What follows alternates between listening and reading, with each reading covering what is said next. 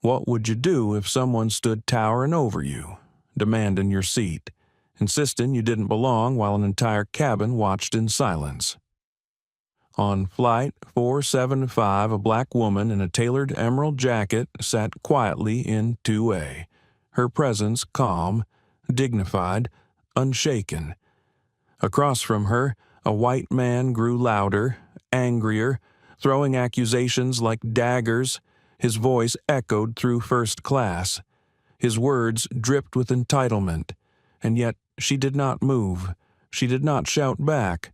She simply stayed still. What no one in that cabin realized, at least, not yet, was that this woman was far more than a passenger. She was Dr. Naomi Carter, CEO of one of the most powerful corporations in the aviation industry.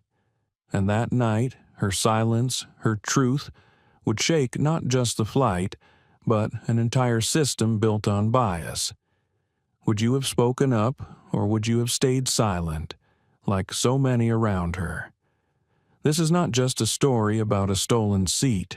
It is about dignity, justice, and the moment one woman turned humiliation into transformation.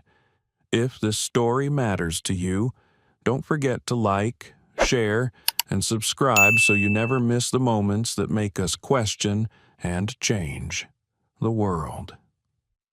The cabin lights glowed in muted gold, bathing first class in an atmosphere of practiced serenity, the kind of serenity money could buy. Beyond the curtain, economy passengers shuffled and stowed bags in overhead bins. But up here, in the cocoon of Coastal Air Flight 475 from Chicago to Los Angeles, time seemed to move differently. Glasses of champagne caught reflections like tiny chandeliers. Soft jazz whispered overhead. The hum of the air conditioning blended with the faint rattle of ice in crystal tumblers. Seat 2A was already occupied. Dr. Naomi Carter, 45 years old, adjusted the lapel of her emerald green jacket and let her shoulders sink against the cool leather. She had flown more times than she could count across continents, through storms, in middle seats wedged between strangers. But first class always carried its own strange tension. It was not about comfort. Comfort had never been Naomi's goal. It was about the way people looked at her when she sat here, as if her presence required explanation. She was the type of woman whose very existence seemed to unsettle expectations. A black woman with diamond-cut poise, the CEO of Horizon Tech Global, a firm that threaded its influence through both finance and aviation. But no one in this cabin knew her story. To them, she was simply a passenger, solitary in 2A, with a leather-bound notebook open on her lap. Her pen scratched softly as she jotted a reminder about an upcoming board meeting in Los Angeles. She preferred handwriting her thoughts before transferring them into the sterile glow of a laptop. The words carried weight when written in ink, like decisions carved into permanence. She underlined a phrase, "Respect is not optional," and let the pen rest between her fingers. Around her, the cabin filled slowly. A young couple whispered in 2C and 2D, pressing their heads together to share earbuds. In 3A, a woman scrolled through a tablet, her expression neutral but tired. And further back, an older man with silver hair reclined immediately after buckling his seatbelt, as if claiming the right to be served even in rest. Naomi remained composed, watching without watching, breathing in rhythm with the muted pulse of the aircraft.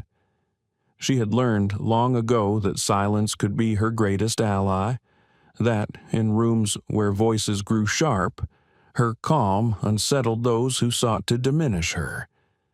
But silence came with its own cost. It forced her to hold storms within, to wrestle with her thoughts where no one else could see. Her mind drifted back to a meeting 2 years ago in Zurich. where a colleague had introduced her as the diversity hire before realizing she was actually the keynote speaker.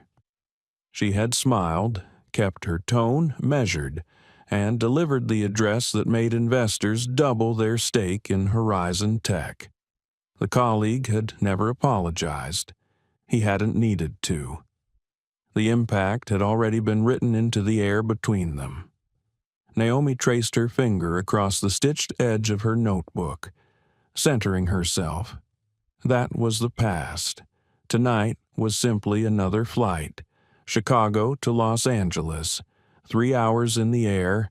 A night to think, to breathe, to prepare. The boarding door was still open. She could hear the faint chatter of gate agents outside, the mechanical clink of luggage carts. A pause stretched across the cabin, heavy with the anticipation of departure. Passengers checked watches, sipped drinks, pulled blankets across their laps. Naomi looked down at the seatbelt clasp resting against her hip.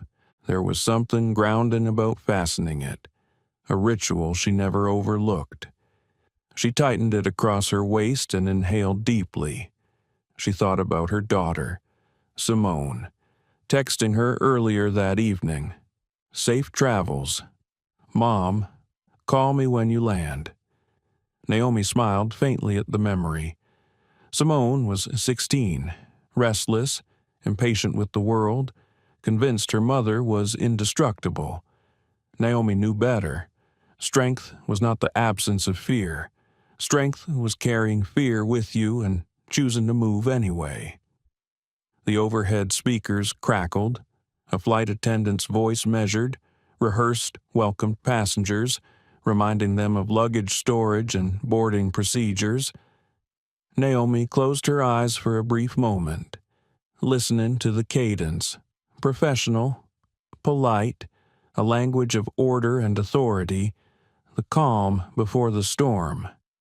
Her pen rolled slightly across the page of her notebook as the plane shuddered, adjusting to the shift of luggage in the cargo hold.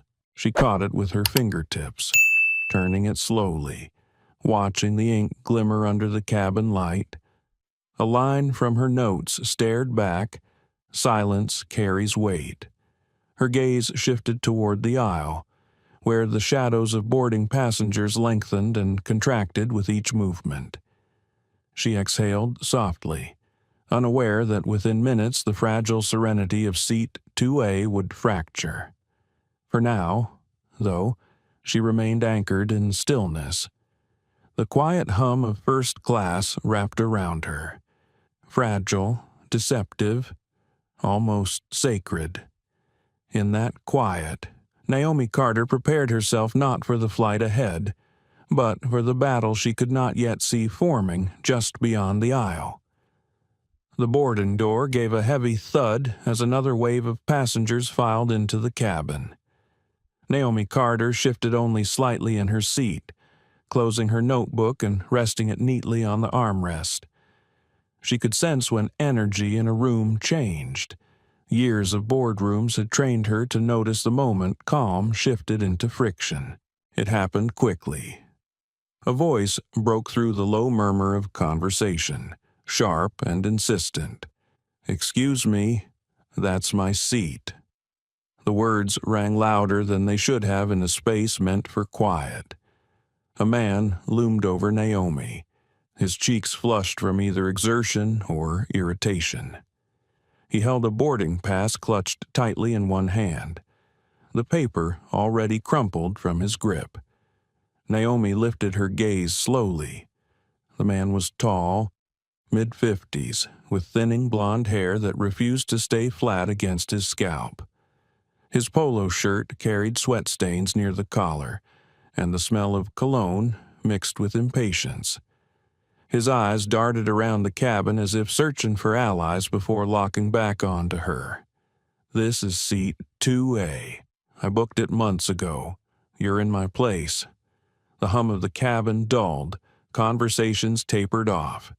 The couple in 2C leaned back slightly, pretending not to listen, but their eyes betrayed them.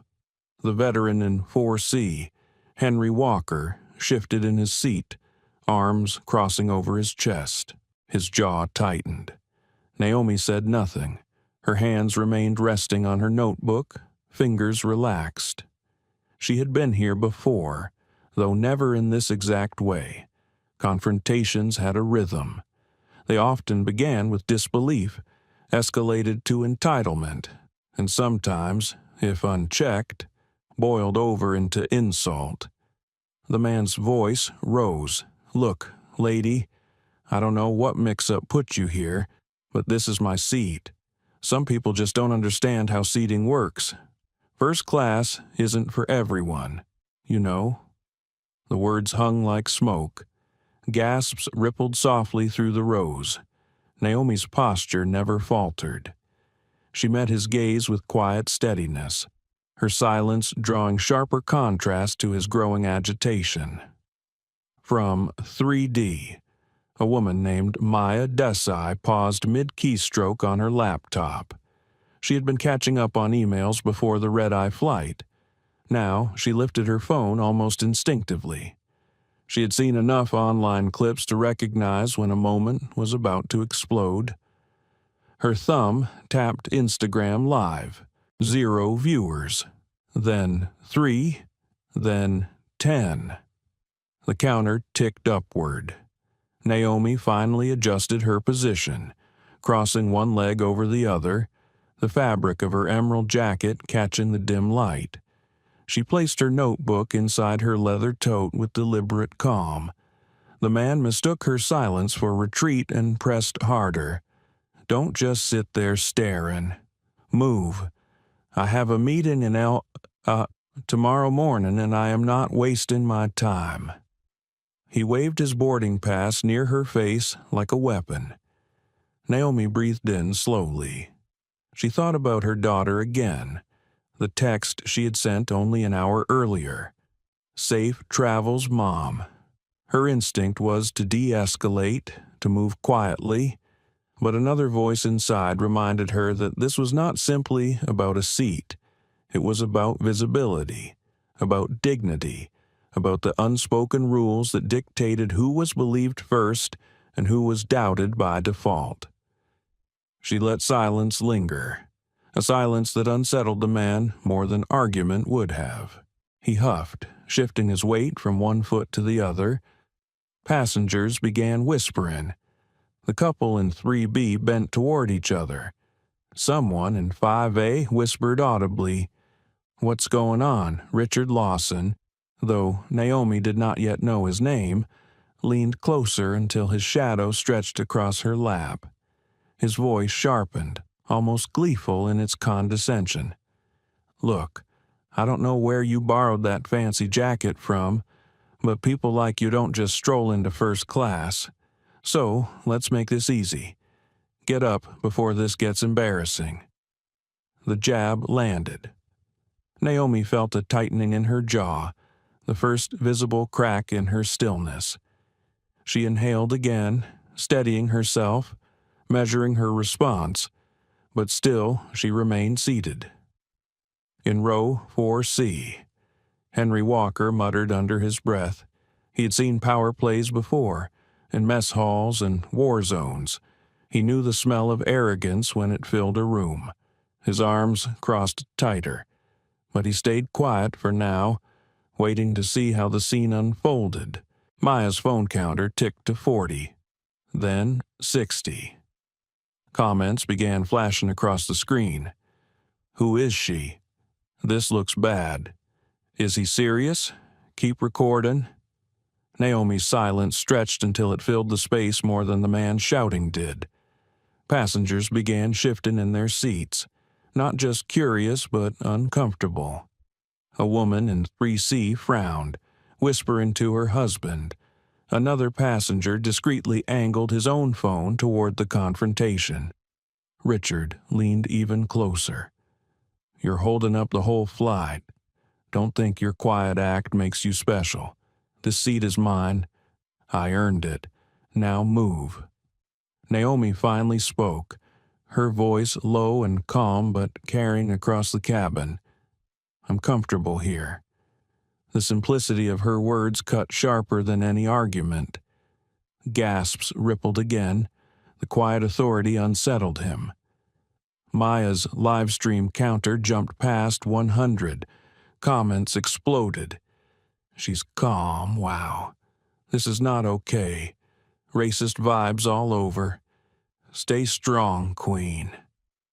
Richard's flush deepened. His voice climbed louder. You don't belong here. Do you understand that first class is not for everyone? The cabin's stillness broke. Whispers grew louder. Phones rose. The tension no longer belonged to two people. It was shared by everyone watching, each forced into a silent choice about which side they stood on. Naomi's hand rested gently on the armrest, steady as stone. She tilted her head slightly, meeting Richard's glare without blinking. Inside, though, her thoughts raced. Should she call a flight attendant? Should she reveal who she was now? Would that make it better, or only prove his point that respect was tied to title rather than humanity? The battle raged beneath her calm exterior. She thought of all the times she had smiled through dismissal, all the times she'd chosen silence as protection rather than resistance. Tonight felt different. The boarding door still stood open. Ground staff hurried outside. The digital display at the gate blinked. Departure delayed 9 minutes. The energy in the cabin shifted again. The storm was forming, and everyone could feel the static in the air. Naomi remained still. Her silence was not surrender. It was gathering strength. Richard Lawson's voice sliced through the charged quiet once more. This is my seat, and people like you will never belong in it. The words landed like a stone in water, sending ripples of outrage through the cabin. Passengers shifted uncomfortably, and Maya's viewers doubled in seconds. Naomi's heart beat steady beneath her emerald jacket. She had carried these battles her whole life. Tonight would be no different, except it would, because tonight the world was watching. The hum of the air system filled the silence Richard's shouting left behind. Naomi Carter sat still in seat 2A, her hands folded loosely on her lap, her face calm as stone. Around her, the cabin had turned into a theater.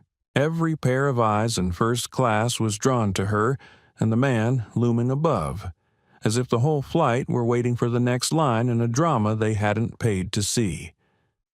Naomi's heart was steady, but her mind raced. She had been underestimated before, countless times.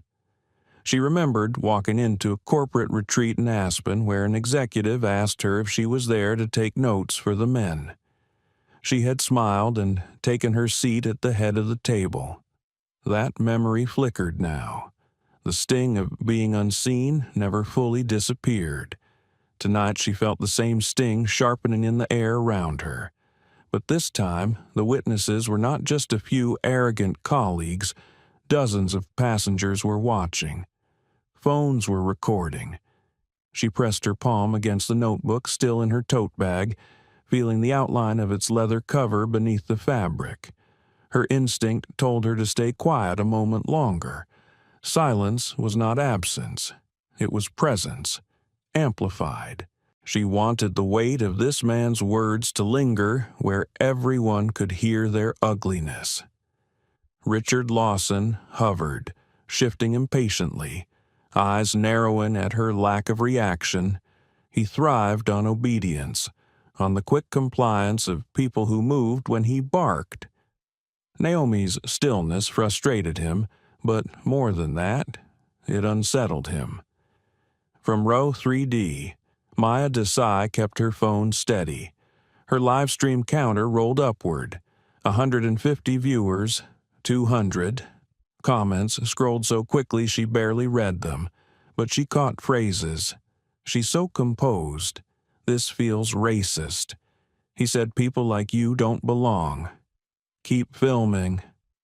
Naomi finally lifted her eyes fully to meet Richard's. She did not speak. The silence stretched, taut and unyielding.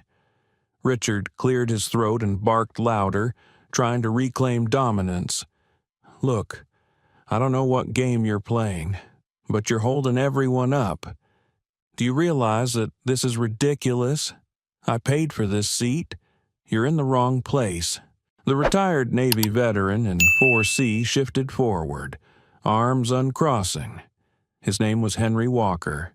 He'd kept quiet through many things in life, but something about the way this man's voice filled the cabin made his jaw lock tighter.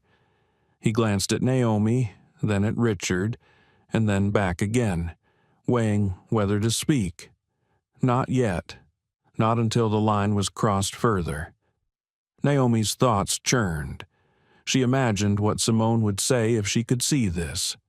Her daughter would beg her to record, to stand up, to fight back. Simone had fire in her, the kind Naomi admired but also feared. Naomi herself had built her strength in quieter ways. She had learned that a steady voice could cut sharper than a scream. She inhaled and held her stillness like a shield. Richard leaned closer, his shadow fallen across her. His words dripped with irritation.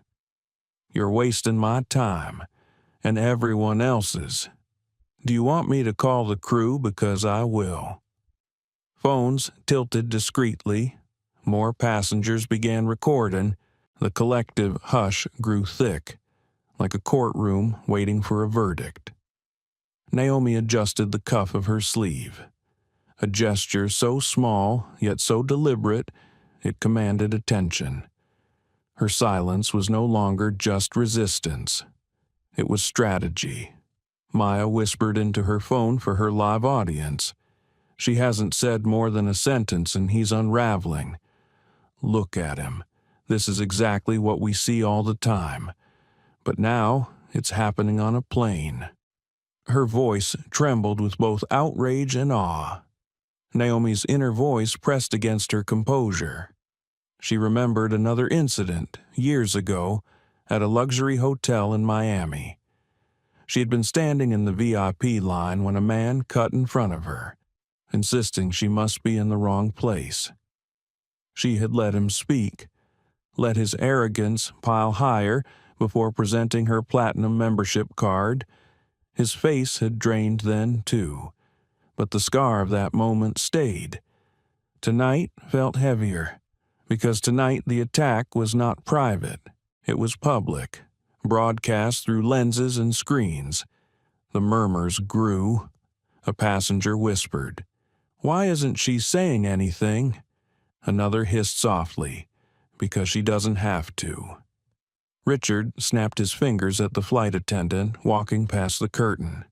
"Hey, over here. We've got a problem. She's in my seat." His voice rang with entitlement. Every syllable meant to pull authority to his side. Naomi stayed seated, eyes unblinking. She thought of all the times she had considered yielding just to keep the peace. But every time she yielded, she lost a piece of herself. Tonight, she chose differently. Tonight, she would let silence carve the truth into the air. Henry Walker leaned forward farther, finally speaking in a voice deep and steady. "I boarded before you." She was already sitting there. His words weren't loud, but they carried weight. A few heads turned toward him. The balance in the room shifted just slightly. Richard's head snapped toward Henry, bristling. "Stay out of it. This has nothing to do with you." Henry didn't move, didn't blink.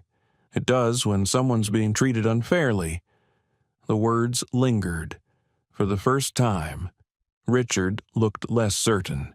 His grip on the boarding pass tightened until the paper crumpled in his fist. He turned back to Naomi, his eyes narrowing with anger that was beginning to mask fear. Naomi breathed again, steady as a tide. She thought, "This is what power looks like. Not the shouting, not the threats, but the ability to remain unmoved. Maya's live stream counter leapt past 300. Comments flooded in. This is history. Look at her strength. I'm crying watching this. He doesn't even realize he's already lost. Naomi finally spoke again, her voice smooth as glass. I am comfortable where I am. The cabin froze. The simplicity of her statement carried the weight of resistance centuries deep. Passengers exhaled as if they had been holding their breath. The contrast between her calm and his bluster grew undeniable. Richard sputtered, voice climbing, "This is absurd. You can't just sit there like you own the place." Naomi's eyes held his. For a flicker of a second he faltered. Then, louder, angrier, he repeated himself, "You can't just sit there like you own the place." Her silence after that was deafening. Phones captured every second, and the world beyond the cabin, watching through Amaya's screen, was already taking sides. Naomi thought of her daughter once more. She thought of the promise she had made to herself years ago never to shrink in the face of injustice. Tonight was that promise in action. Stillness, silence, presence. That was her stand. The curtain at the front swished open. The senior attendant, Karen Mitchell, stepped forward. Eyes scanning the scene with concern etched into her features. Naomi did not move. Richard straightened, seizing the opportunity. Finally, "Can you tell this woman to move? She's in my seat and holding up the entire flight." Karen hesitated, her gaze flicking from Richard's red face to Naomi's composed one. The cabin held its breath, waiting for her judgment. Naomi rested her hands on the armrest, spine straight, eyes steady. She had spoken only a few words, but the atmosphere of Flight 475 was already transformed. Her silence had become the center of gravity.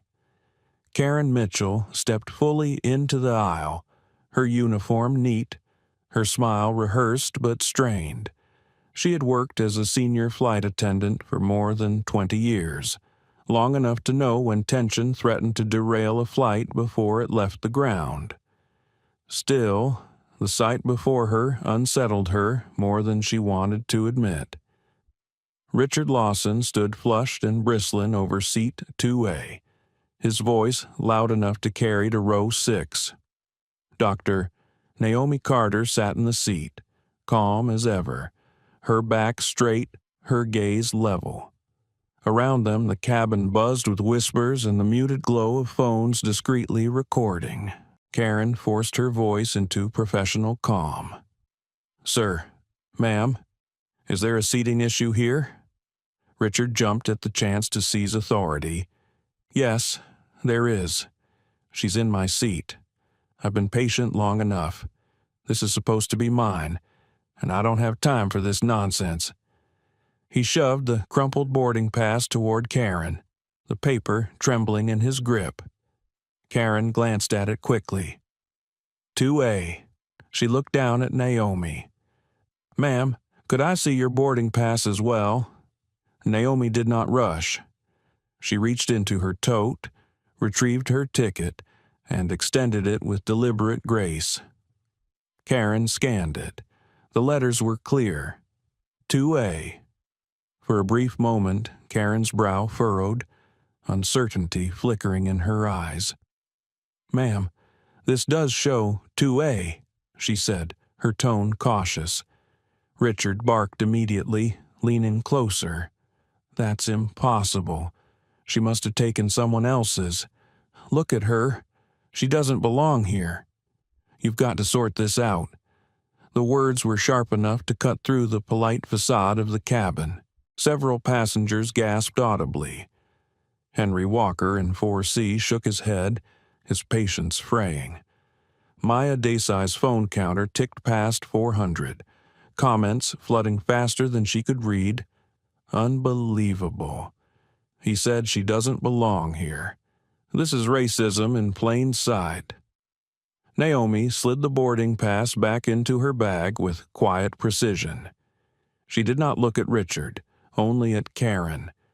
Her calmness seemed to press against the attendant's wavering authority. Karen swallowed. She had seen passengers argue over seats before, but this felt different. Still, her instincts leaned toward resolving the conflict quickly, even if it meant asking the quieter party to step aside. Years of experience had conditioned her to placate the loudest voice first. "Ma'am," Karen said softly, almost apologetically, "would you mind stepping aside for just a moment while we sort this out with the gate?" The words fell like a stone in still water. Gasps rippled. A murmur spread down the aisle.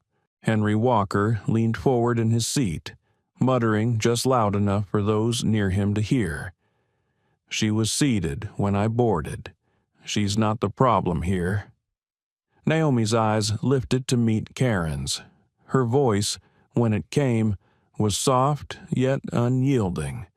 "I am comfortable here." The cabin stilled again. Even Richard faltered for half a second before his outrage reignited.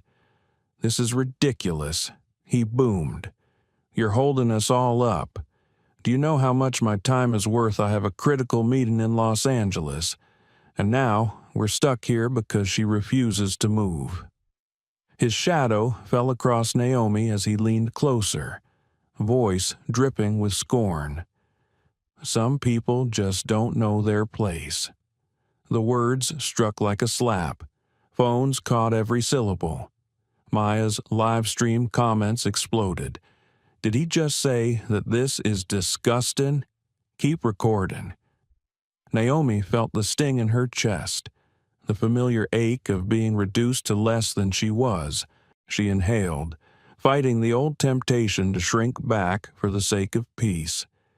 But she had promised herself long ago she would not move for anyone who tried to erase her presence. Not again. The overhead speaker crackled. Captain Douglas Reeves's voice cut through, deep and commanding. "Ladies and gentlemen, we are experiencing a minor delay before departure. Please remain seated." Richard smirked, gesturing broadly toward Naomi. "See, she's holding up the whole flight. Even the captain knows it." Karen shifted uncomfortably. She could feel the eyes of the entire cabin pressing against her uniform, waiting to see which side she would favor.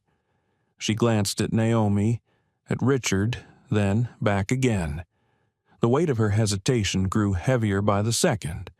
Naomi tilted her head, her expression steady, her stillness a rebuke in itself. Inside, though, her thoughts churned. She replayed Karen's words in her mind. "Would you mind stepping aside?" She knew exactly what that meant. It meant yielding dignity for the sake of someone else's comfort. It meant letting loudness override truth. She tightened her grip on her tote bag. Her silence was a decision. Every second she remained unmoved made the injustice more visible. Maya whispered again into her phone. "She's not budging. They're trying to make her move, but she's not. Look at her. Look how calm she is." Her viewers shot past 700. The chat scrolled in furious solidarity. "We see you. Stay strong. This is what bias looks like." Henry Walker uncrossed his arms completely, leaning toward the aisle. His voice, steady and low, carried just enough to be heard. "This is shameful." Richard spun toward him, finger jabbing the air. "Mind your business. This has nothing to do with you." Henry's eyes narrowed, his tone firm. "It concerns all of us when someone's being treated unfairly." The silence that followed was thick. Karen's composure cracked. She rubbed her temple, trying to maintain professional calm, but her voice wavered when she spoke. "Sir, please, There is no need to raise your voice. We will resolve this." Richard gestured toward Naomi again. "She's the one causing the problem. I've been patient long enough. Get her out of my seat before we miss the departure window." Naomi's breath moved steady in her chest. She let the weight of his words hang in the air before she spoke. When her voice came, it was quiet steel.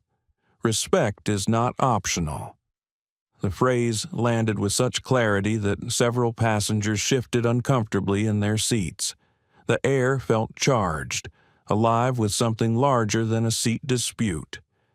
Outside the window, ground crew hustled in fluorescent vests. Inside the cabin, the moment stretched, fragile and tense. Richard's arrogance filled the aisle, but Naomi's calm began to erode it grain by grain. The curtain at the front rustled again. A younger flight attendant, Daniel Ortiz, appeared clutching a tablet. His eyes darted nervously between Richard's furious face and Naomi's composed figure. His body language betrayed the conflict between protocol and conscience. "What's going on here?" he asked, voice uncertain. Karen quickly filled him in, leaning toward Richard's version of events. Daniel shifted uncomfortably, glancing at Naomi as if searching for something he could not yet say aloud.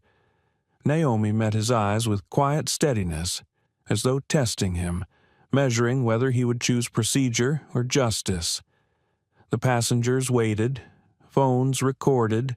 The world outside, through Maya's screen, climbed past 1,000 witnesses.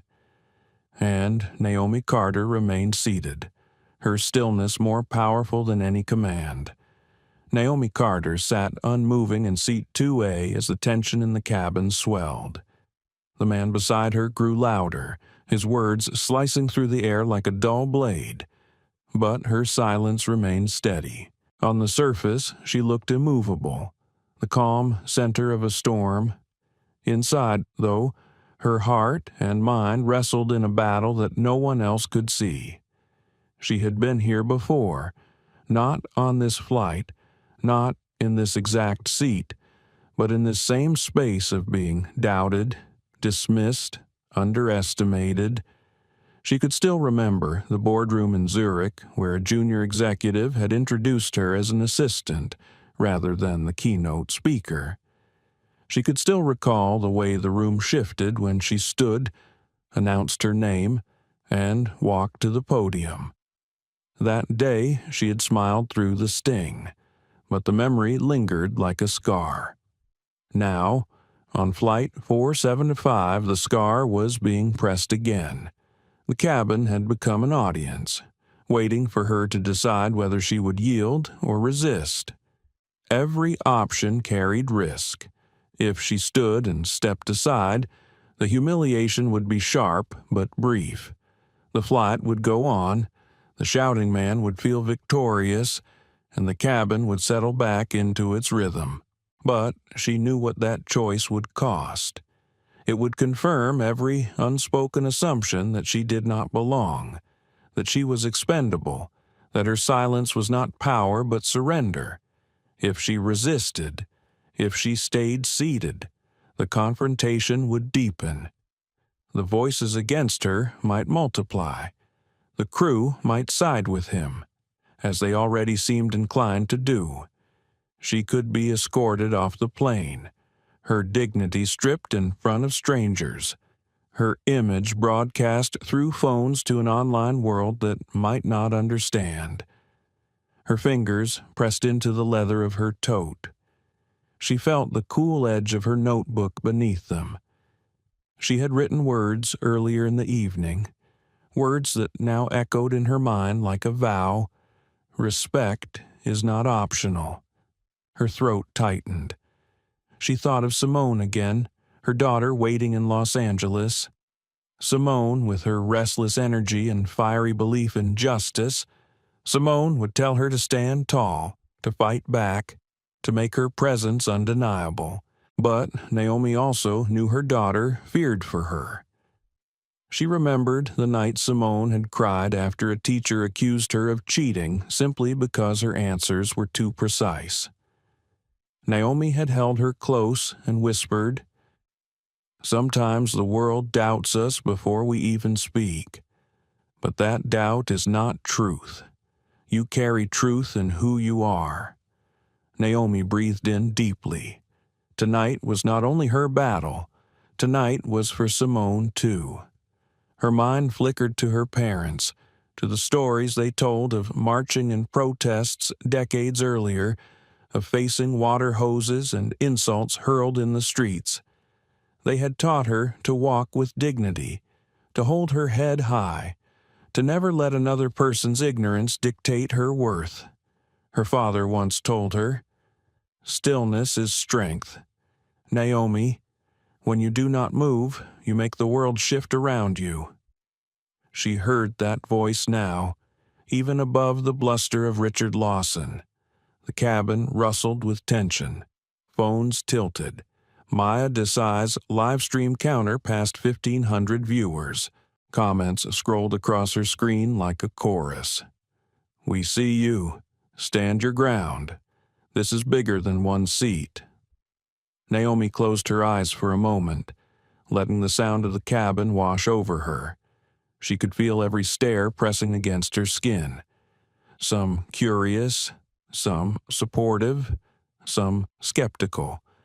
She wondered how many believed Richard simply because he was louder, taller, insistent. She wondered how many doubted her because of her silence, her skin, her presence in a space they thought reserved for others. Her jaw tightened. She knew the truth. If she had been anyone else, if she had looked different, the crew might not have hesitated.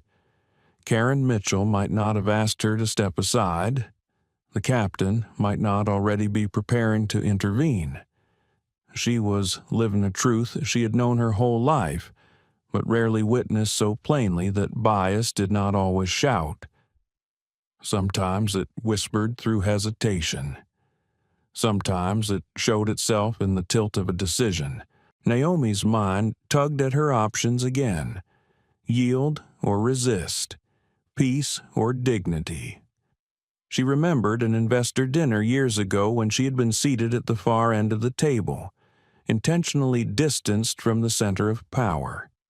She had spent the meal listening, saying little, allowing the others to underestimate her. When the moment came to present her plan, she spoke with precision, and by the end, the most skeptical voice in the room had signed a multi-million-dollar deal. Her silence had been strategy then, but tonight silence could not be mistaken for absence.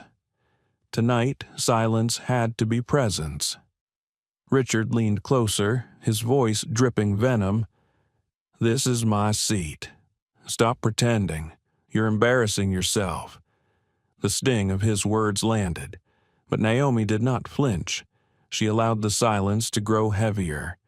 She thought, "Every word he speaks reveals more than I ever could. Let him expose himself." Her chest tightened with the weight of her decision. She thought of the company she led, the thousands of employees who looked to her for strength. She thought of the communities she supported, the scholarships she funded for young women who dreamed of entering spaces they were told were off limits. Every choice she made tonight would ripple beyond this cabin. Her heart ached with the pressure of it. She wanted peace. She wanted simply to sit in her seat, to write her notes, to arrive in Los Angeles without incident, but she knew peace was not possible if it required her erasure.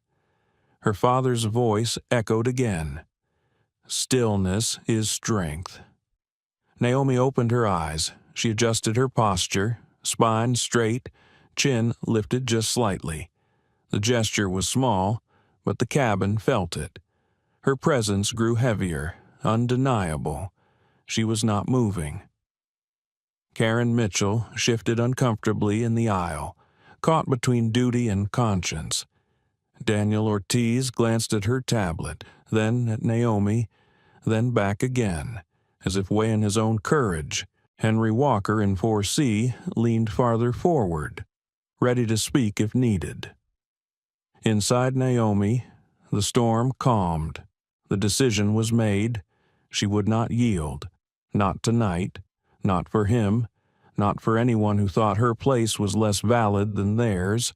Richard's voice rose again, booming with false certainty. You don't belong here. Some people just never will. The silence that followed was louder than his words. Naomi's choice had been made, and the weight of it filled the cabin like thunder without lightning. The atmosphere inside first class had thickened to the point where even the steady hum of the air conditioning felt suffocating. Naomi Carter sat unmoving in 2A, her calm presence like a stone planted in the center of a raging river. Richard Lawson's voice surged higher and sharper with every passing minute, crashing against her silence. You're making this harder than it needs to be, he barked, his face red and damp. Just move already. Don't humiliate yourself in front of everyone. Phones tilted toward him, toward her, toward the space between them where power and prejudice collided. Naomi's silence had begun to unnerve the passengers almost as much as it infuriated Richard. The contrast was undeniable. He shouted. She sat still. He accused. She remained steady. Maya Desai's phone counter ticked past 2,000 viewers. Her hands trembled slightly, but her resolve was steady. She whispered into her mic, "This is happening live on Coastal Air Flight 475. He keeps saying she doesn't belong here, but she has her ticket. Everyone heard it. Everyone saw it. Comments scrolled in a blur. He's digging his own grave. This is exactly how bias shows up. She's incredible. Look at her calm." Karen Mitchell tried again, her voice weary, almost pleading. "Sir, please, we will sort this out, but yelling isn't going to help anyone." Richard pointed directly at Naomi, his finger trembling with fury. "She is the reason we're delayed. She's sitting in my seat, and I will not be shoved aside for someone who doesn't even belong in this cabin. Enough is enough." The words spilled with venom. Passengers shifted uncomfortably. The couple in 3C exchanged looks of disbelief. A young man in 5A whispered angrily, "That's disgusting." The collective mood shifted from curiosity to discomfort, then to outrage. Naomi's jaw tightened just slightly. Inside her chest, her heart beat steady but heavy. She wanted to speak, to strike back, but she remembered her promise to herself, let silence expose what words could not. She adjusted the lapel of her jacket with deliberate calm, her emerald sleeve catching the dim light. Henry Walker, in 4C, leaned forward, his voice carrying with quiet authority. "I saw her sitting there when I boarded. She's not the one causing trouble." His tone was firm, the kind of tone that came from decades of command. Richard snapped his glare toward him. "Stay out of this. This isn't your concern." Henry's reply was calm but sharp. "It becomes my concern when a passenger is harassed." The tension rippled. The line between right and wrong was becoming clearer, but Richard seemed blind to it. He turned back to Naomi, leaning in so close his shadow spilled across her lap. "Do you understand how much my time is worth? I have a critical meeting tomorrow morning. I don't have the patience for this nonsense. People like you are holding everyone back." The words struck the cabin like a blow. Several passengers gasped. Phones captured the moment. Maya's live stream counter surged again, crossing 3,000. Her chat filled with fury. He said, "People like you, this is racism in real time. Keep filming. Don't stop." Naomi inhaled slowly. Inside, her thoughts burned. She remembered every meeting, every event, every quiet room where she had been asked to justify her place. She remembered Simone's tears after being doubted at school, the ache of knowing her daughter would face the same battles. She remembered her father's words, "Stillness is strength." So she remained still, her eyes meeting Richard's with quiet defiance.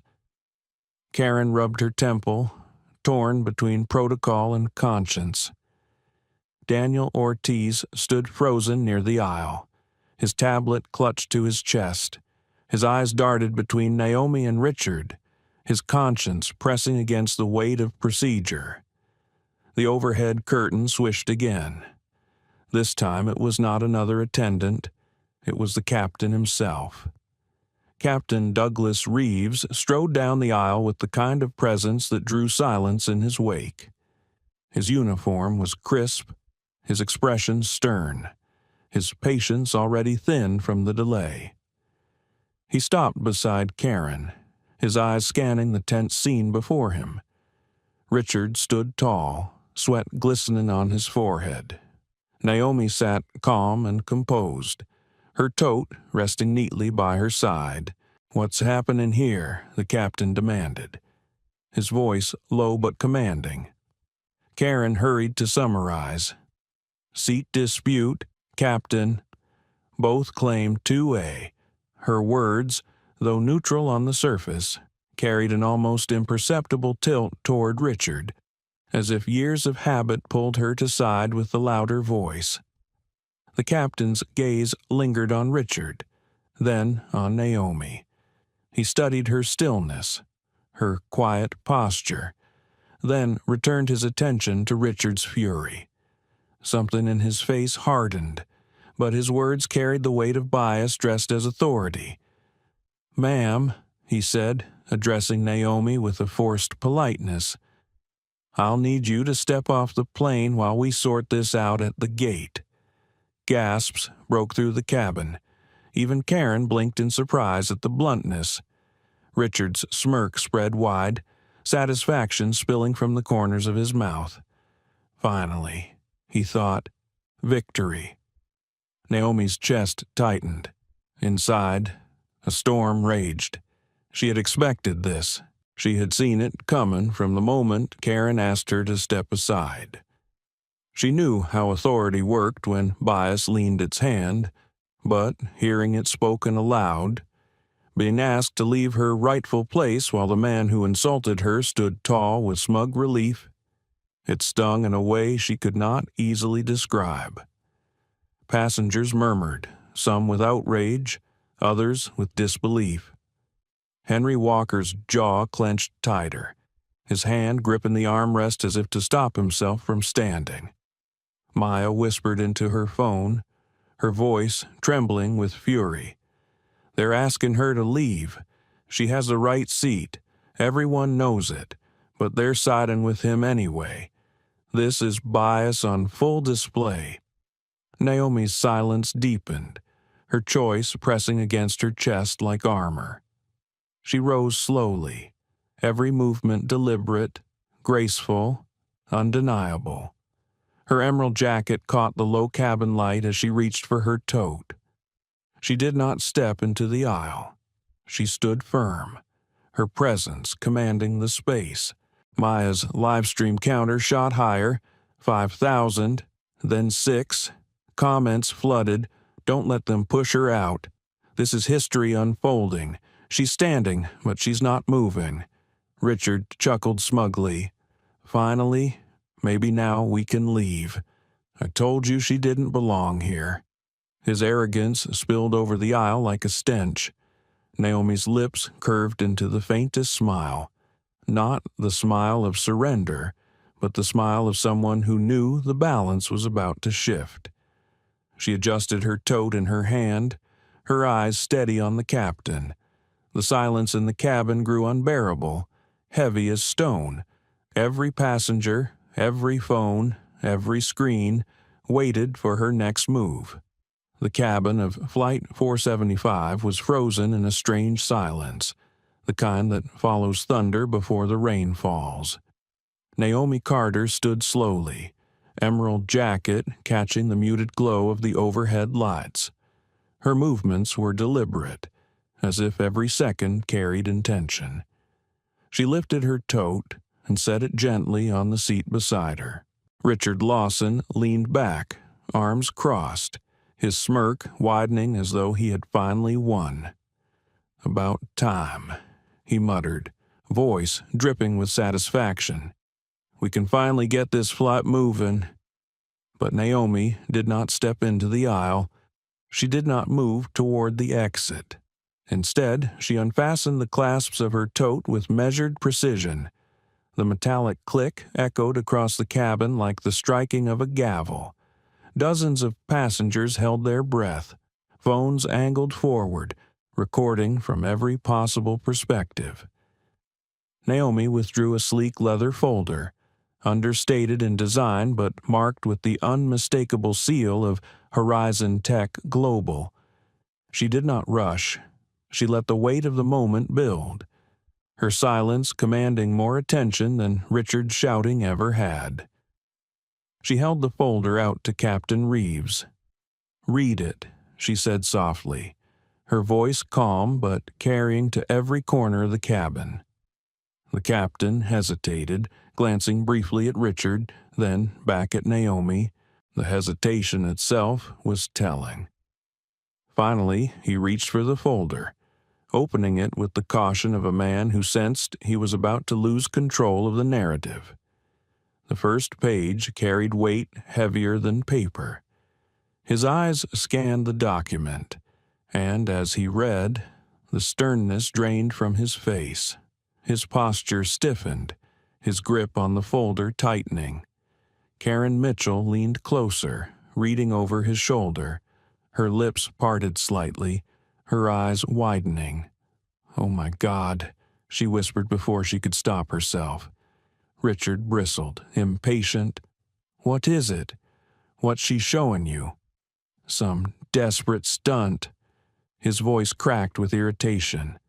The captain closed the folder slowly, his hands trembling just enough to be noticed. He looked at Naomi with something that resembled awe, or perhaps shame. His voice dropped, almost reverent. "Miss Carter, I had no idea." The cabin erupted in a low wave of gasps. Karen stepped back, her composure unraveling. Daniel Ortiz clutched his tablet tighter, frozen between shock and relief.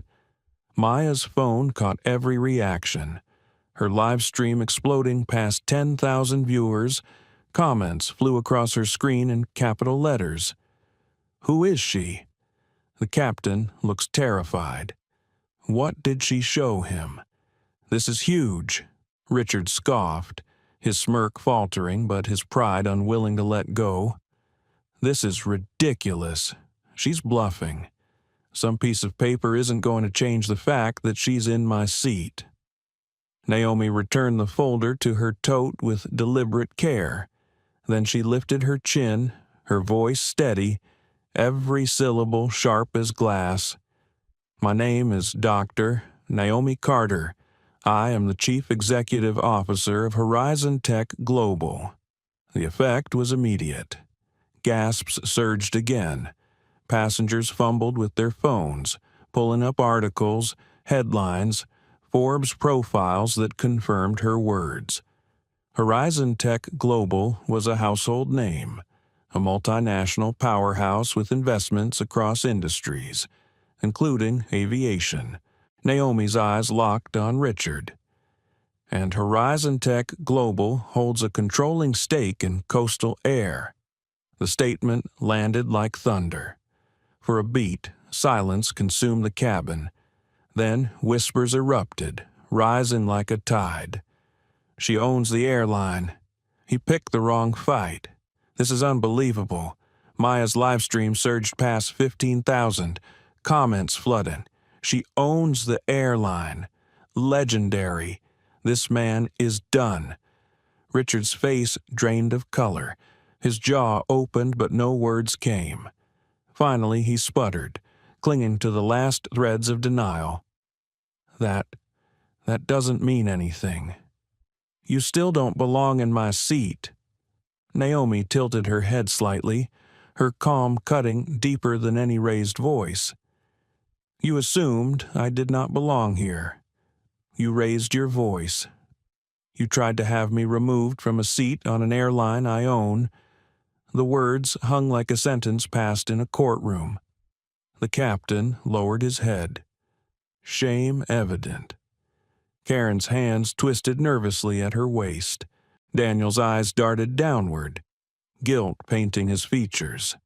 Henry Walker exhaled heavily, shaking his head with a mixture of relief and admiration. Richard flailed, desperation bleeding into his tone. "She's lying. This is some elaborate trick. You're all being fooled." Naomi reached into her jacket pocket and pulled out her phone. She unlocked it with a swipe and held the glowing screen toward Richard, then toward the captain. The contact list gleamed under the cabin lights. CEO Coastal Air, CFO Coastal Air, COO Coastal Air. "Would you like me to call any of them?" she asked lightly, almost conversationally. Richard's mouth opened and closed again, words failing him. His arrogance crumbled before the weight of her truth. Naomi slipped the phone back into her pocket.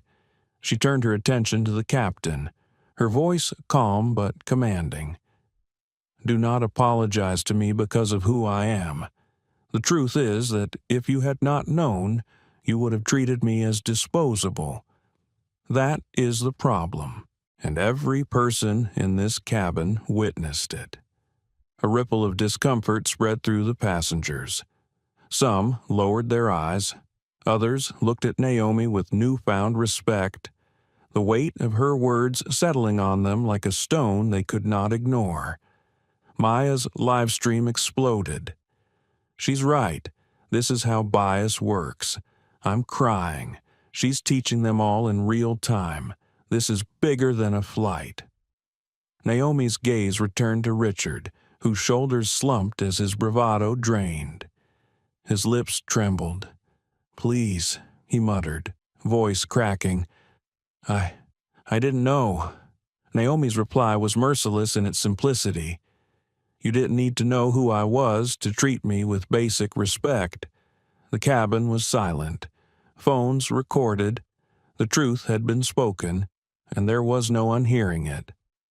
Naomi lowered herself back into 2A with deliberate grace, crossing her legs and opening her notebook as though reclaiming her space was as effortless as turning a page. She wrote a single word in the margin, consequence. Around her, the cabin shifted. What had begun as a shouting match over a seat had transformed into a reckoning. Every passenger felt it. The weight of what they had seen could not be undone. And Richard Lawson sat pale and broken, a man undone not by force, but by truth. The air in the cabin felt electrified. Every passenger sensed it. Every phone recording caught it. Naomi Carter had revealed herself, and the entire confrontation had tilted like a ship finding new balance after a storm. Richard Lawson, once so loud and entitled, now sat hunched in humiliation, his face drained of color, his arrogance melted away. But Naomi did not let the moment pass. She closed her notebook with deliberate care and placed it on her lap.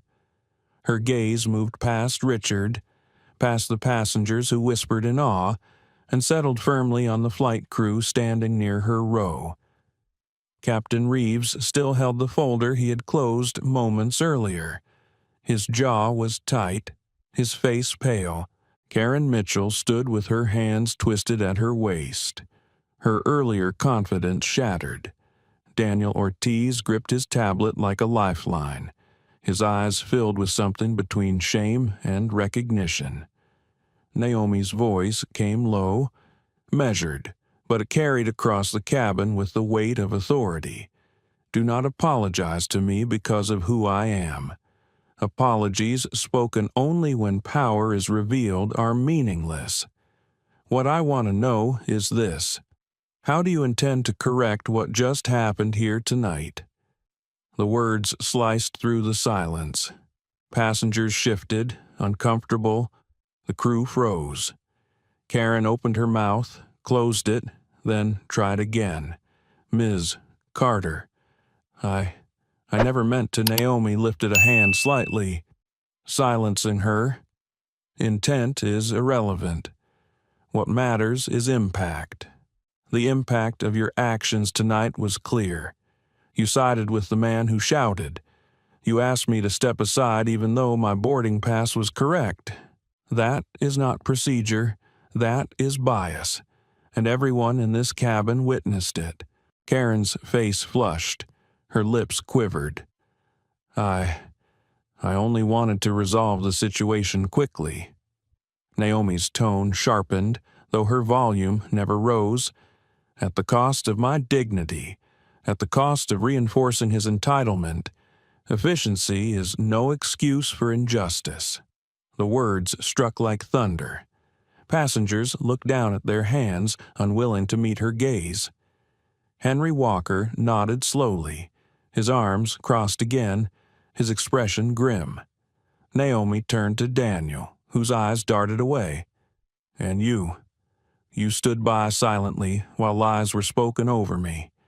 You watched and did nothing. Daniel's throat bobbed as he swallowed. His voice was quiet, almost trembling. You're right. I froze. I should have spoken. I should have said what I saw. Naomi's eyes lingered on him, steady but not cruel. Silence in the face of injustice is complicity, but recognition is the first step to change. Do not forget what you felt tonight. Use it. Daniel nodded, his chest rising and falling with the weight of her words. Then Naomi shifted her gaze to Captain Reeves. He, more than anyone, carried the authority that had tried to displace her. His hands trembled slightly as he held the folder, his uniform still crisp, but his posture diminished. Captain, Naomi said, her voice deliberate, each syllable clear. You asked me to step off this plane.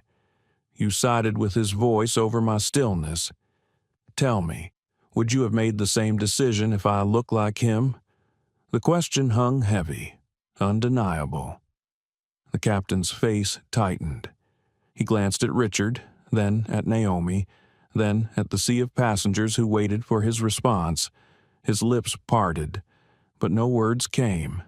Naomi did not relent. This is not the first time it has happened, and unless you change, it will not be the last. You are the highest authority on this aircraft. When you choose bias, you teach every crew member to do the same. Maya Desai whispered into her phone, her live stream counter soaring past 20,000. She's confronting the crew now. This is bigger than him. She's holding them accountable. This is history. Comments flooded in. She's incredible. This is leadership in action. Every airline needs to see this. Karen's shoulders slumped, her composure unraveling completely. Her voice cracked. I never wanted to hurt you. Naomi's tone softened only slightly. That is the point. Harm does not require malice. It requires only assumption. And tonight, your assumptions were laid bare. The silence that followed was suffocating. Every passenger knew they were witnessing not just a dispute but a reckoning. Phones captured every second. The truth was etched into memory and into data that would live online forever. Henry Walker cleared his throat, his voice deep and steady. She's right. I watched it happen. We all did, and too many of us stayed quiet. His words carried, resonating through the cabin like a second gavel strike. Richard Lawson groaned softly, burying his face in his hands.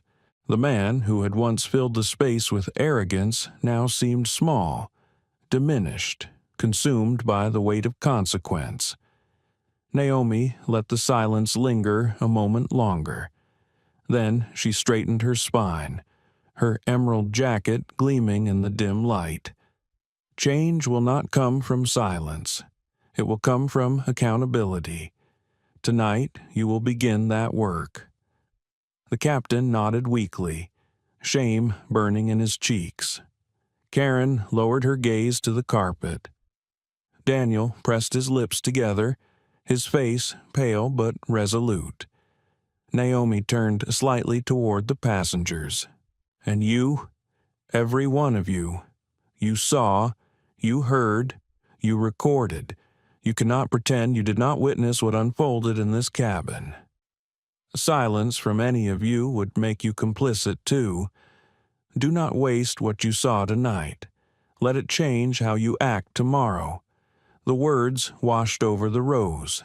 Some bowed their heads, some nodded quietly. Maya's hands trembled as she whispered to her audience, her eyes wet.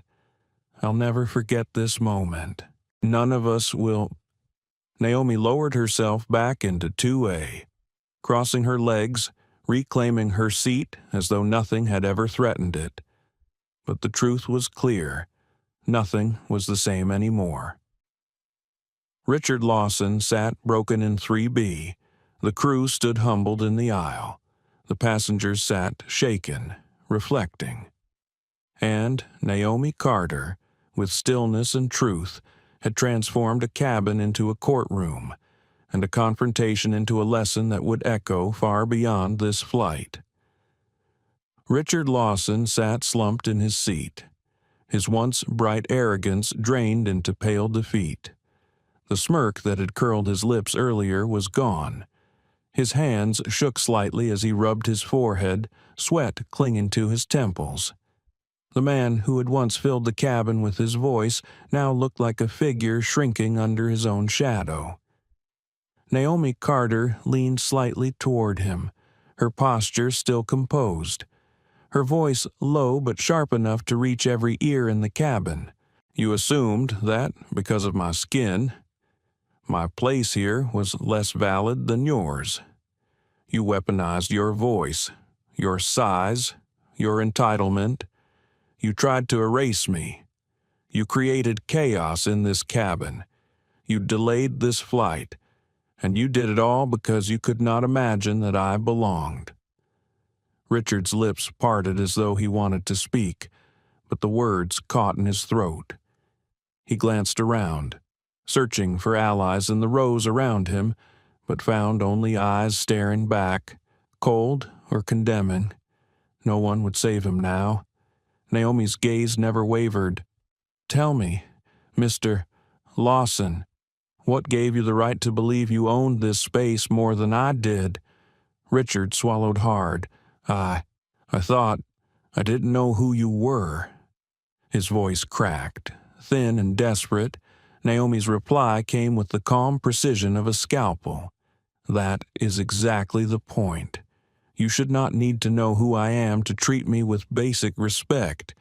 You saw only what you wanted to see.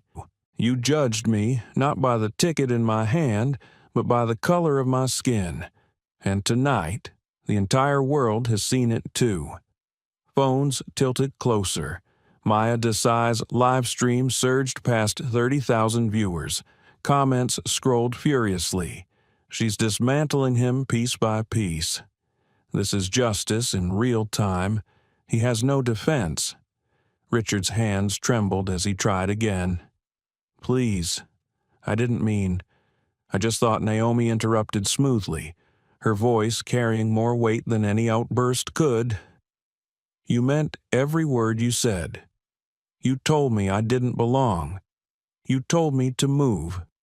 You mocked my place in this seat. That is not a mistake. That is who you are when you believe no one is watching. The words landed heavy, each syllable a mirror he could not look away from. Henry Walker leaned forward in 4C. his deep voice cutting into the silence. "She's right. We all heard you. You can't walk that back now." His tone carried the authority of a man who had seen men like Richard fall before. Richard's shoulders sagged further. His voice dropped to a whisper. "Please, I can't lose everything over this." Naomi's eyes narrowed, not with cruelty, but with the weight of justice. "You were willing to make me lose everything, my dignity, my voice, my place, simply because you assumed I did not belong. And now that you fear losing your reputation, your comfort, your career, you want mercy. That is privilege. And tonight, it ends." The passengers shifted, the truth of her words cutting deeper than Richard's pleas. Karen Mitchell lowered her gaze, shame burning her cheeks. Daniel Ortiz looked down at his hands, his silence a reminder of complicity. Maya whispered into her phone for her audience, her voice trembling with emotion. "He's begging now, but she's right. He didn't care about her dignity. He only cares about his own consequences. This is a lesson." Naomi sat straighter, her voice clear. "Mr. Lawson, your behavior tonight will not vanish into silence. You will be held accountable. When we land, you will be escorted off this aircraft. You will not fly this airline again, and your conduct will be reported to the authorities." Richard's head shot up, panic flashing in his eyes. "No, please, you can't. I'll lose my job, my reputation." Naomi's reply was mercilessly calm. "You made your choice when you raised your voice against me. Actions have consequences. Tonight, you face yours."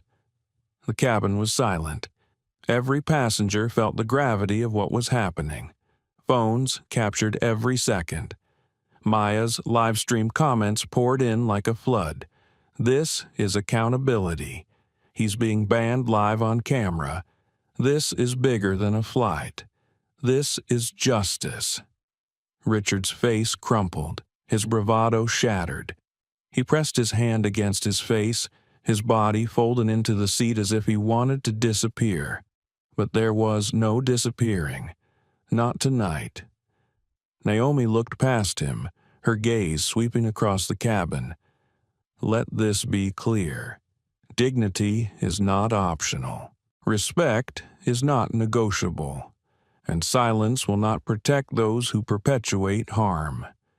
Tonight is not just about one man. It is about a system that too easily sides with the loudest voice over the quiet truth. That system must change." The words hung in the air like scripture. Henry Walker nodded firmly. Passengers shifted, some with tears in their eyes, some with guilt etched on their faces. Karen Mitchell swallowed hard, her earlier defensiveness gone, replaced by quiet remorse. Daniel Ortiz stared at Naomi with something like admiration, the lesson written across his conscience. Naomi lowered her voice, speaking once more to Richard. "You wanted this flight to prove your importance. Instead, it has revealed your prejudice. And now the world will remember you for what you chose tonight."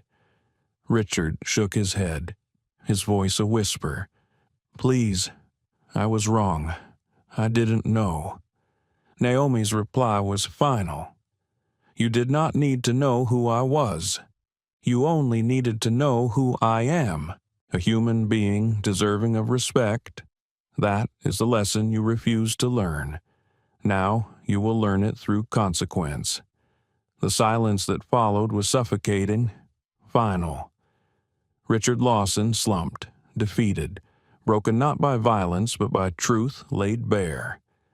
Naomi reopened her notebook, her pen moving with deliberate calm. She wrote a single sentence across the page. "Change begins with consequence." The cameras caught it, the passengers felt it, and the world outside, watching through 1,000 screens, understood that the moment had shifted. Richard Lawson had tried to erase her. Instead, he had erased himself. The cabin of Flight 475 was no longer just a compartment of travelers. It had become something heavier, something unshakable. The confrontation had stripped away the veneer of polite indifference that usually defined first class. Now, every passenger sat with the weight of truth pressing against their chest. Naomi Carter had spoken with clarity and power. Richard Lawson had been undone by his own arrogance. But the silence that followed was not empty. It was filled with the realization that every person in that space had been part of what unfolded. Henry Walker, the retired Navy veteran, leaned forward once again. His voice carried the same steady gravity that had quieted military rooms decades before. We were quick to let him lead the story. We were quick to believe the loudest voice, and too many of us stayed quiet when we knew something was wrong. His words rippled across the rows. Several passengers shifted uncomfortably, eyes falling to their laps. The couple in row 3 looked at each other, their expressions tinged with guilt. The young man in 5A muttered softly, almost to himself, "I should have said something sooner." Naomi sat still, her hands resting lightly on her notebook. She let Henry's words linger. This was not her burden alone. Change required witnesses to admit their silence. Maya Desai, phone still in her hand, wiped at the corner of her eye. Her live stream counter had surged beyond 40,000 viewers, comments pouring in so quickly she could barely keep up. She whispered, her voice thick, "You're watching a plane full of people realize their silence isn't neutral, it's complicity, and that realization might be the most powerful part of this." One of the passengers in business class, a middle-aged woman in a gray blazer, raised her voice timidly. I didn't know what to do. I saw him shouting, but I thought the crew would handle it. I didn't want to make it worse." Naomi turned her gaze toward her, calm but firm. Doing nothing always makes it worse. Silence gives power to the aggressor. Speaking up doesn't require shouting, it requires courage. The woman nodded slowly, her cheeks flushed, her voice breaking. "You're right. I was afraid, but I should have said something." Daniel Ortiz, still clutching his tablet, finally found his words. His voice was quiet but steady. "I stayed silent, too. I saw you had the right seat. I saw him shouting, and I didn't speak. I told myself I was following procedure. But the truth is, I was afraid to go against him, against the authority I thought he represented. And that was wrong." Naomi studied him for a moment, then nodded once. Recognition is the first step. What matters is what you choose to do next. Karen Mitchell's voice trembled as she finally spoke. "I have worked in first class for 2 decades. And I realize now how often I have leaned toward passengers like him without questioning why. Tonight, I let instinct choose sides, and that instinct was built on bias. I am ashamed of that." Her words carried a rare vulnerability. Several passengers glanced up at her, surprised at the crack in her professional armor. Naomi's tone softened, but only slightly. Acknowledgement matters, but accountability matters more. You cannot undo what has been done, but you can decide how to act the next time you face this choice. The cabin was quiet again, not with indifference but with reflection. The passengers were no longer just watching a confrontation. They were participants in a lesson. Maya's phone buzzed as comments rolled in. "This is bigger than him. This is all of us. I feel called out too. How many times have I stayed silent in my life? This is what change looks like. Uncomfortable, but necessary. Henry Walker's voice came again, steady as a drum beat. I've lived long enough to know that silence is easy. Silence feels safe, but silence is the soil where injustice grows. Tonight, I saw myself stay quiet for too long, and that cannot happen again. Naomi's chest swelled with a quiet ache. She had wanted to sit in peace, to travel without incident, but perhaps this was what the moment demanded. Perhaps the cabin needed to become more than a place of travel. It needed to become a place of awakening. She leaned forward slightly, her voice even. Every person here will leave this plane with a choice.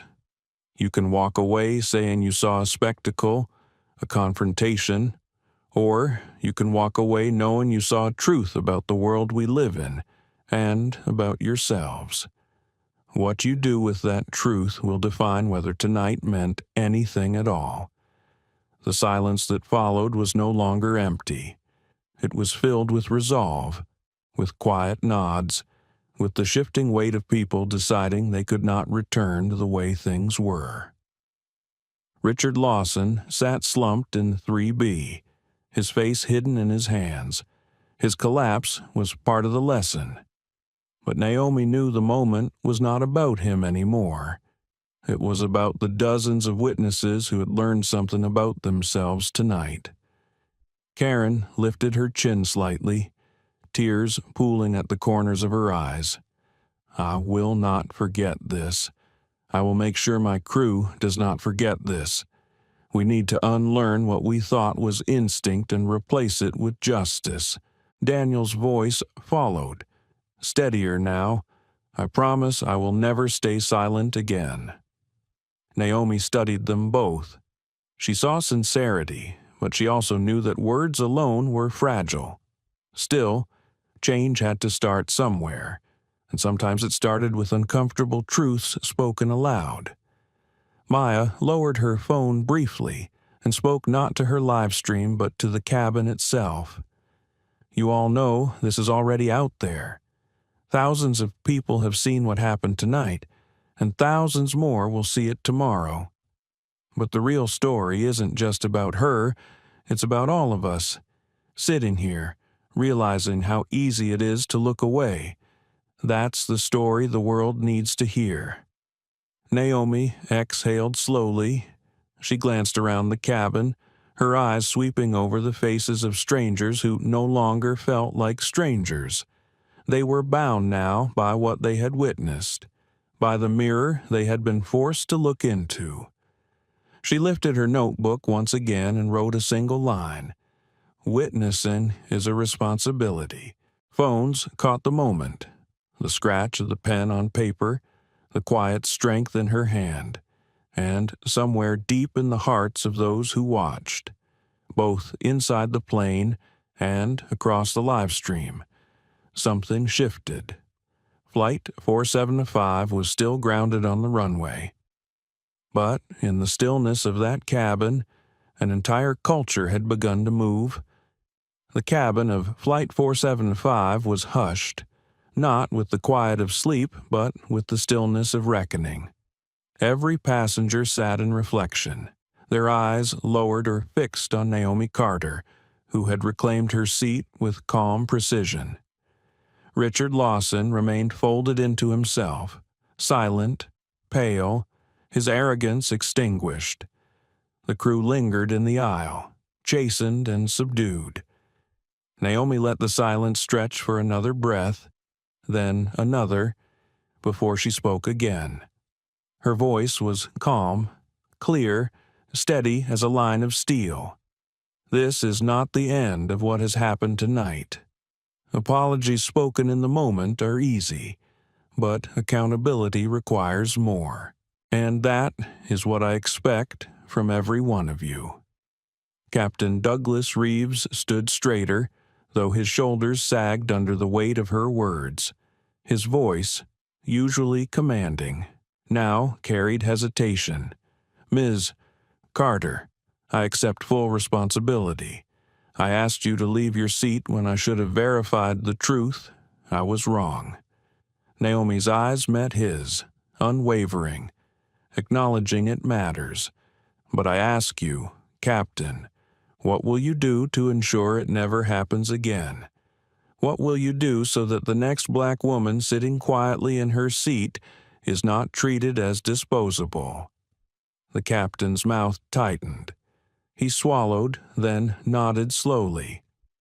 "We will implement changes, training, retraining. I will bring this to the airline immediately. You have my word." Naomi tilted her head slightly, her voice measured. "Words spoken to me mean little. Words spoken to your leadership team, to your crew, to every passenger you serve, those are the words that matter. You must decide what this night will mean." Karen Mitchell's face was flushed, her eyes glistening. "I will not forget this," she said quietly. "I see now how instinct guided me, and how instinct was wrong. I will challenge those instincts from this day forward, and I will not let another passenger face what you faced tonight without my voice beside them." Daniel Ortiz nodded beside her. "Me too. Tonight I froze. Next time I will not, I promise you that."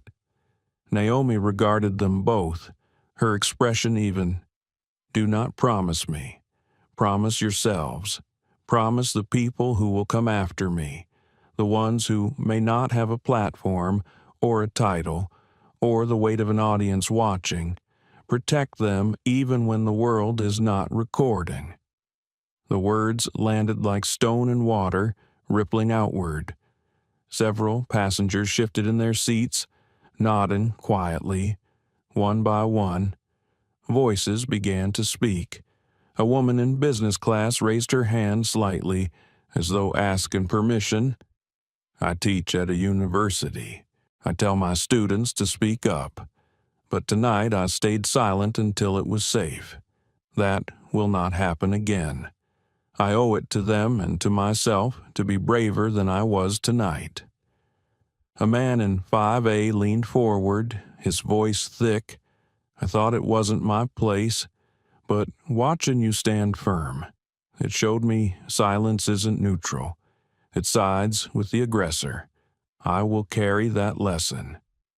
Naomi listened, her expression softening as each voice joined the chorus. This was not vindication. This was transformation in progress. Maya Desai lowered her phone for a moment and spoke aloud to the cabin instead of her audience. "Thousands of people are watching this right now. They've seen the shouting, they've seen the silence, and they've seen you face it with dignity. But what matters is not just what they saw. It's what they'll do tomorrow when they're faced with their own choice. That's how this moment will live on." Naomi's eyes warmed slightly as she looked at Maya. "Bearing witness is a responsibility. You chose to use your voice when others did not. That choice matters." Richard Lawson groaned softly, his voice muffled by the hand still pressed against his face. "Please, I can't lose everything." Naomi turned her gaze back to him, steady but not cruel. "You already lost what mattered most the moment you opened your mouth. You lost your integrity, you lost your dignity, and no one can return those to you but yourself. But make no mistake, you will face the consequences of what you did here." The captain cleared his throat, nodding. "Mr. Lawson will be escorted from this aircraft upon landing. A report will be filed. His behavior will not be tolerated on coastal air again." Richard's shoulders collapsed further, his hands trembling. No one offered him sympathy. Naomi leaned back slightly, her voice dropping to a near whisper but carrying with piercing clarity. "Justice is not about revenge.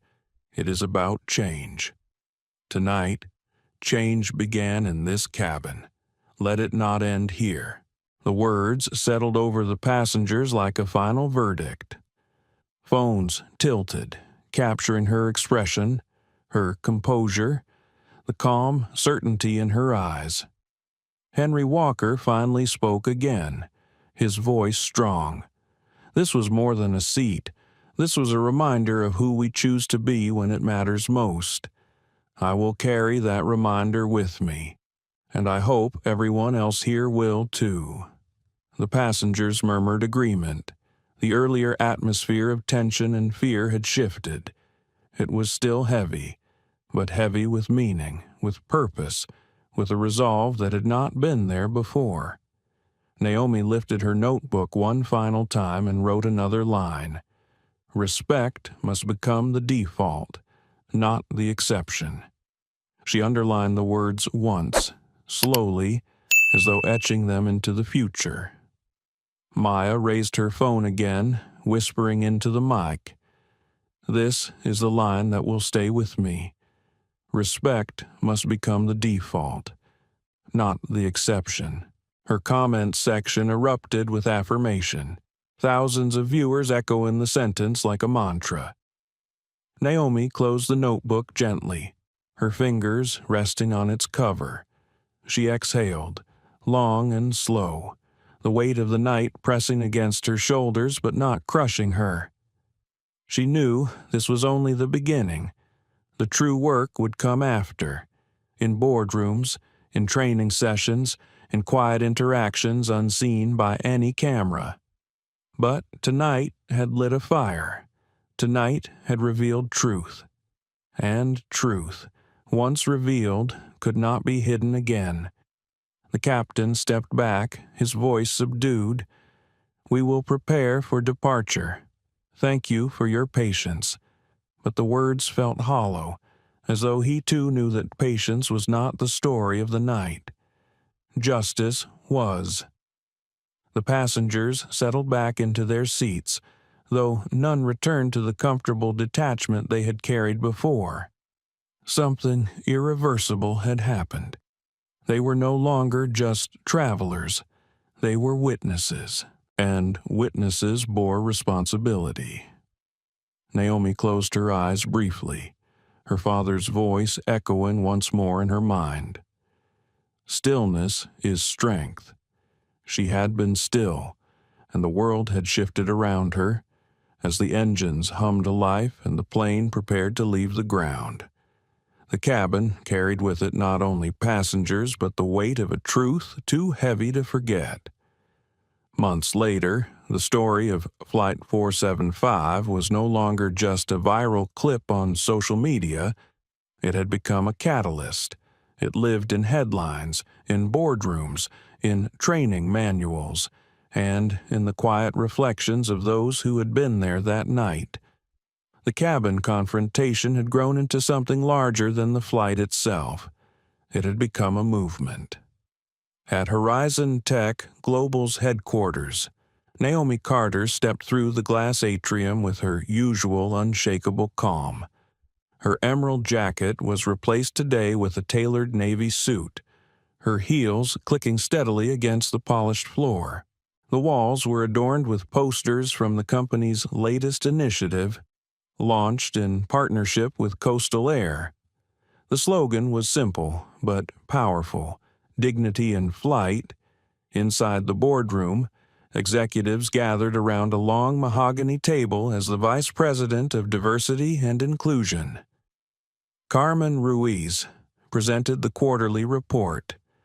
Since the launch of Dignity in Flight, discrimination-related complaints have dropped by 75%. Carmen explained, her voice steady with pride. Passenger satisfaction scores are at their highest in a decade, and our employee retraining program has reached 99% completion. Naomi flipped through the printed report, but barely needed the numbers. She had seen the change herself. She had boarded flights unannounced, watching how crew members treated passengers differently now. How instincts once rooted in bias were slowly being replaced with awareness and accountability. And beyond Coastal, Carmen added, Other airlines are following suit: Delta, American, United, even smaller regional carriers. They're adapting their own versions of our training program. Some cite us as their model. We are influencing an entire industry." A low murmur of agreement spread around the table. Naomi nodded once, her voice calm but commanding. Change is not measured in press releases. It is measured in culture. Tonight's numbers are promising. But the real test is whether passengers feel dignity as the default, not as an exception. We will continue until that is reality. The executives nodded, scribbling notes, though most simply watched her with quiet respect. She had become not just a leader, but a symbol. After the meeting, Naomi walked to the wide windows overlooking the airport runways. Jets rumbled into the sky, disappearing into the horizon. Each plane carried not just passengers, but stories, intersections of lives and choices. Somewhere, she thought, another confrontation might already be unfolding, unseen, unrecorded. But perhaps the seeds planted that night on Flight 475 had shifted the soil of what was possible. Beyond the corporate halls, the ripple effects were even more striking. Maya Desai had turned her live stream into something larger than she could have imagined. What began as a spontaneous broadcast from her phone had grown into a platform dedicated to documenting injustice and amplifying stories of courage. With millions of followers, she traveled the country speaking about the responsibility of witnesses, teaching others that silence was never neutral. When interviewed, she often credited Naomi, but Naomi knew Maya's courage had always been her own. That night had simply unlocked it. Henry Walker, the retired veteran, had returned home with a fire rekindled. He spoke at community gatherings, at veteran organizations, about the importance of speaking up even in ordinary spaces. "I sat in silence too long that night." He would say, "I thought it wasn't my fight. But the truth is, justice is always our fight." His words carried weight, especially among those who respected his service. Even Richard Lawson's life had been irrevocably changed. His name was dragged through headlines. His face circulated across millions of screens. His career in finance crumbled.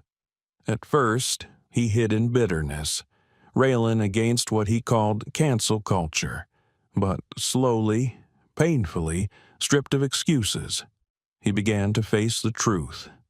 Months later, Richard appeared not in boardrooms but in classrooms. He spoke at universities and corporate workshops, not as an expert but as a cautionary tale. "I thought my entitlement was normal," he admitted once, voice shaking. "I thought I had the right to decide who belonged, and I was wrong." That night forced me to see the ugliness in myself. I cannot undo what I did, but I can make sure I never repeat it. Some doubted his sincerity, but Naomi believed even imperfect reckonings mattered. Change, she knew, was rarely neat. Karen Mitchell remained with Coastal Air, but with a new role. She became part of the company's training initiative, sharing her own story with recruits and seasoned staff alike. She admitted her bias openly, teaching others not to repeat her mistake. Daniel Ortiz joined her in the program, his voice steady now as he told new attendants, "Silence is not safety, it is complicity. Speak up, even if your voice shakes." The program spread beyond airlines. Hospitals, corporations, universities requested the training modules. What had begun as a confrontation over a single seat had transformed into a blueprint for accountability across industries. For Naomi, the most powerful impact was not found in headlines or boardroom reports. It was in the letters she received, from young black professionals who no longer feared being questioned when they walked into first class, from parents who said their children saw her story and believed for the first time that they belonged anywhere, from allies who admitted they had once been silent but now found the courage to speak. One letter came from a young woman named Jasmine, a college freshman studying engineering. She wrote, "I saw the video of you standing your ground, calm and strong, even when no one believed you. I want to be like that. I want to walk into every room knowing I belong. Thank you for showing me it's possible." Naomi held onto that letter, tucked inside the same leather folder she had carried that night. She reread it whenever the weight of leadership pressed too heavily on her shoulders. Standing at the window overlooking the runways, she let herself smile faintly. Flight 475 had been delayed that night, but in truth, it had carried something further than any destination. It had carried a lesson into the world, a reminder that silence could never be an option, that dignity was a right, not a privilege. Her father's voice echoed once more in her memory. Stillness is strength. She had lived that lesson, and because she had, countless others now carried it too. Outside, a jet roared into the clouds, climbing higher, stronger, steadier. Naomi watched it disappear into the blue, her reflection mirrored in the glass. She knew the work was not finished. It never would be. But she also knew that one night, one confrontation, one refusal to be erased, had shifted the ground beneath an entire industry, and that was only the beginning. The cabin of Flight 475 eventually soared into the sky, but something far greater had already taken flight. What began as a moment of arrogance and prejudice became a lesson etched into the hearts of every witness, both inside the plane and across millions of screens. Dr. Naomi Carter did more than reclaim her seat. She revealed a truth too often hidden, that silence enables injustice, that respect cannot be optional, and that dignity belongs to everyone. Her strength was not in shouting, but in refusing to be erased. And because of her, an industry and countless lives were changed. But this story is not only hers. It belongs to every passenger who watched, every crew member who faltered, every witness who found their courage too late, and to us, listening now. It asks us a simple question when the next moment comes. Will we stay silent, or will we choose to speak? Remember, this discrimination thrives in silence, but justice grows in voices joined together. If this story moved you, let it not end here. Like, share, and subscribe to our channel. Join us as we continue to tell the stories that demand not just our attention, but our action.